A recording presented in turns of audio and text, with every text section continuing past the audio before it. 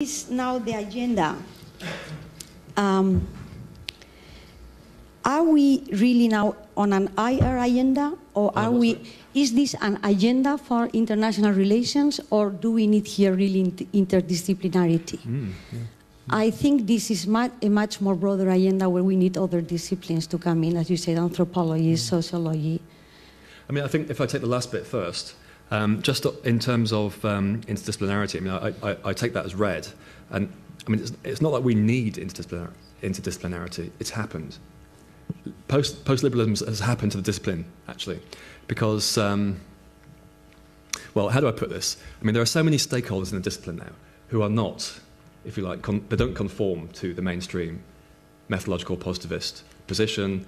They have problems with, let's say, the mainstream theoretical propositions. They attach themselves to constructivism or to, let's say, critical forms of liberalism or to critical theory or whatever, because they feel there's space for innovation in those sorts of areas. So, as the post-colonialists say, colonialism was also about being complicit with the colonizers. But in being complicit, if you like, there were changes affected in the ways in which colonialism engaged with its subjects. And I think in a way that's also happened with discipline, because so many people who are now key figures in the discipline have experiences which transcend the kind of liberal north. So I think inevitably we're in that period of change in discipline.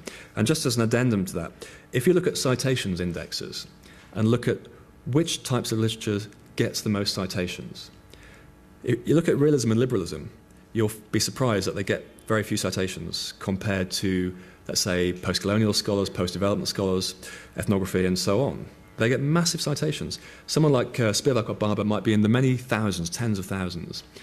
A hardcore kind of realist or liberal thinker would be lucky to get a few thousand citations. Now, that's because of the enclosure of the discipline. Their work is relevant within a small space, whereas the interdisciplinary work, which is being brought together, if you like, around it, has a much larger resonance. So I think that's out of our hands. The question is how it will work, through. And I think it's going to be much more interesting because of that. So I think IR is kind of, the last bastion are a few kind of elitist institutions in the north, and the real IR is happening everywhere else. In terms of where legitimacy comes from relating to resistant agencies, I agree with you that much of the policy and much of the theory is still predicated around the nexus of the state. And I don't see that going away. But where I disagree with you is the implication that post-liberalism is a kind of expectation. It might happen in the future if these resistant agencies get their act together. I think it's already happened. Some of it is directed to the reform and construction of the state. Some of it is related to more community and everyday sorts of issues. These agencies are there, they're operating, they have been operating, they're hidden from view, we don't see them because of our liberal bias, our liberal gaze. So we need to open that up to understand the kinds of impacts that they're having on the broader state-building, peace-building project, how the liberal peace is being modified because of them. If you wanted to take the, as you say, the national ownership, local ownership question, I mean, in the capstone document, it talks about local ownership quite a lot, but it also talks about national ownership. They are interchangeable.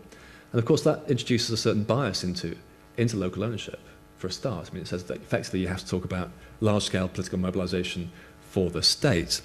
Once you start talking about the state, in many contexts, you have to talk about colonialism. You have to talk about global capital.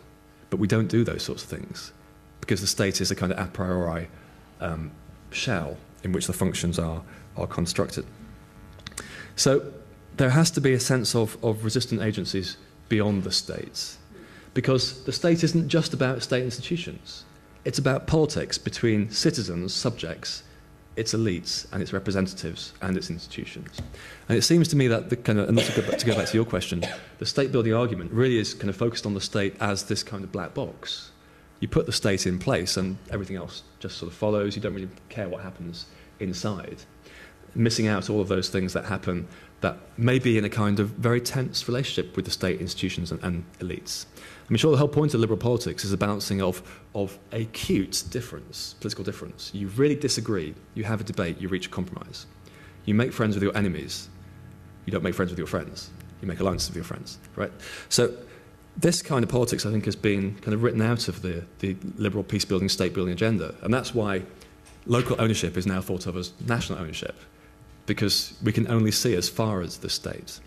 So if we could bring in these new methodological approaches and be more open to the different ranges of experiences that are represented already, I think, in the architecture, academic and policy-oriented, then we might have a sense of why resistant agency, even in the smallest, tiniest form, a debate in a coffee shop, let's say, is absolutely crucial to legitimacy for the state, is absolutely crucial to politics and to the repoliticization of subjects who have been made powerless by structural and material conflict issues and so forth.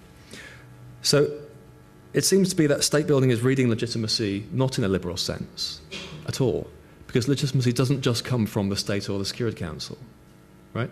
And that's what's quite interesting. I mean, you could say as a first stage, and someone like David Chandler would say this, let's make the liberal peace consistent with itself. Let's make it about a strong state which guarantees rights, which is representative of a social contract. And I would agree with that.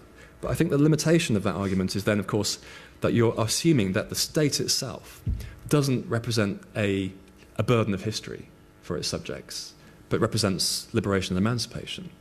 And I think in many cases, because of the way the state is embedded in political, economic, cultural, historical systems, there is a certain legacy of the state.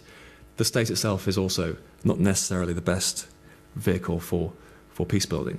So that opens the way for a debate about, well, what's the state for? How should it look? How can it be developed? And that debate can't come from the north. I don't think it can come from the centres of power. It has to come from the contextual experiences of what politics is about in those contexts. Espera que el micrófono. Espera, para que puedan traducir. Ahí está. No, I'm not saying I don't agree with you. I do. The issue is, if you have a state, either it's representative or not of the population, has legitimacy or not, from outside you are obliged to engage with the state. So I was asking you more, how can we conciliate what you are saying, which is right, with the reality that poverty reduction strategies are now done by the state. Millennium Development Goals rely on the state. If you are doing humanitarian action, NGOs are obliged to look first to the state. And so, you know, I see there that... I think we're kind of talking across purposes, because I'm saying I'm not sure you can reconcile them, because that's an issue for politics, and the politics has to come from the subjects. So there has to be a process of accountability, and I think there is, but it's not in the direct, representative, democratic, rights-based form that we would expect, because representation and rights aren't working in these locations. So they're finding other forms of agency to negotiate and to politicise poverty reduction strategies, for example, or the way in which a state is constituted as a kind of fix-all for their particular situations, or the way in which the internationals create a state which is distant and capital-oriented and so forth. So the agencies, these resistant agencies, run parallel. Actúan de manera paralela, pero no se conectan necesariamente. Si pudiéramos conseguir que se conectaran de manera instrumental, bueno, si se consiguen, pues puede haber una coopción. Ese es el problema si queremos tener una experiencia política y el Estado queremos que esté inmune a ellas, pues entonces el Estado será lavado, eliminado y será sustituido por algo que sea más contextual. ¿Qué puede hacer el Estado o los donantes para permitir que las políticas de base reaparezcan en el Estado? Otra cosa muy distinta es cómo construir el Estado por fuera, por parte de los donantes, que es ciertamente nuestro debate en estos momentos. Creo que en la literatura existe la posibilidad para preguntar esa pregunta más importante. Es simplemente las razones en que se ha interpretado procesos de interés, pragmatismo, recursos, etc. Entonces, hay que saber si hay formas ocultas de resistencia in situ. Y la legitimidad, pues, es otro tema. ¿Te presentas, por favor? Thank you very much. I'm Peter Albrecht from... Muchas gracias, soy Peter Albrecht del Centro de Estudios Internacionales de Dinamarca. Muchas gracias por su presentación. Estoy más o menos de acuerdo que definitivamente estos constructores de la paz tienen que saber exactamente a qué se enfrentan. Y creo que a veces no lo hacen es por métodos prácticos, porque tienen 6 semanas en un país para un proyecto de dos años, no tienen tiempo de entenderse bien con los lugareños y ver cómo, en fin, trabajar mano a mano con la población, cómo y los milicianos que hacen dentro de esa comunidad. Creo que es un poco naif llegar a pensar realmente que todas nuestras respuestas a nuestras esperanzas de construcción de una paz se halla dentro de la comunidad. No creo que es el caso. Creo que hay muchos elementos de tensión dentro de esas comunidades que realmente pueden llevar a conflicto, y creo que ha de plantearse y tenerlo en cuenta, porque no podemos decir así, afirmar de esa forma de qué es lo que se encuentra dentro de las comunidades. Hay factores políticos muy importantes que tener en cuenta, y hay, por ejemplo, hay jefes de estas aldeas que son muy poderosos también, y hay que entenderles. Entonces yo creo que también ese proyecto de creación del Estado, por ejemplo, estamos viendo ya una forma de dar servicio, prestar servicio, una prestación de servicio. Hay muchas cosas que no encajan bien, pero por lo menos hay que plantearse, bueno, ¿quién está prestando este servicio? Además del Estado, ¿quién más ha de involucrarse en este proceso? ¿Quién representa al Estado? Si es a nivel diplomático, hay muchos problemas, se plantean muchos problemas si no tenemos una representación o territorio o región, como queramos llamarlo. Y otros dos elementos también. Yo soy antropólogo y la etnografía pues presenta complicaciones. Bueno, antropólogo, lo que quiere decir eso no sabemos muy bien, pero definitivamente creo que hay mucha etnografía y que los políticos o legisladores deberían tener en cuenta también, que son los peores realmente, porque no se plantean toda la variedad étnica que existe dentro de la zona donde quieren trabajar. Y finalmente, un punto más abierto, creo que son muchos legisladores sencillamente no entienden. No saben a qué se enfrentan y, por tanto, esperan que sea el Estado que dé respuestas. Y creo que es algo que debería plantearse continuamente. Gracias.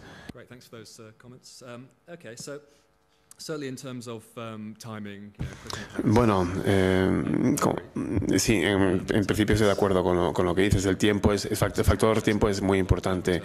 Es verdad que no son proyectos de largo plazo, pero uno participa en poco tiempo. Y entonces no da tiempo a que uno se transforme. Son proyectos de ingeniería. Entonces, pese a ello, creo que el factor tiempo, desde un punto de vista metodológico, estos proyectos de largo plazo,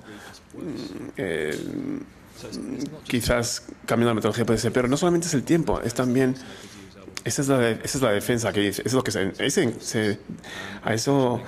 eso es lo que se escudan los políticos. Dicen, no, porque no tenemos tiempo y tal. No sé yo si eso es realmente cierto, porque realmente lo que están intentando ocultar es su no disposición a ir un poquito más allá de los parámetros y sus expectativas y sus estándares y aplicarlas a un nivel local. Así que es un poco una contradicción, yo creo. En tus comentarios, entre todas las preguntas que han planteado, porque por un lado dices hace falta más tiempo, pero por otro lado no me refería a tiempo en cuanto a proyectos. Todos vemos lo que está sucediendo en el mundo desarrollado, de desarrollo, y siempre podemos juzgar cuán bien ha salido parada los lugareños como resultado de ello. Estoy hablando de los procesos de diseño, porque te diseñas y llegas y no tienes conocimiento del país, pero tienes muchos conocimientos técnicos, pero no conoces el país, ¿vale? Pero si sabes cómo entablar relaciones con la sociedad civil, etcétera, y tienes un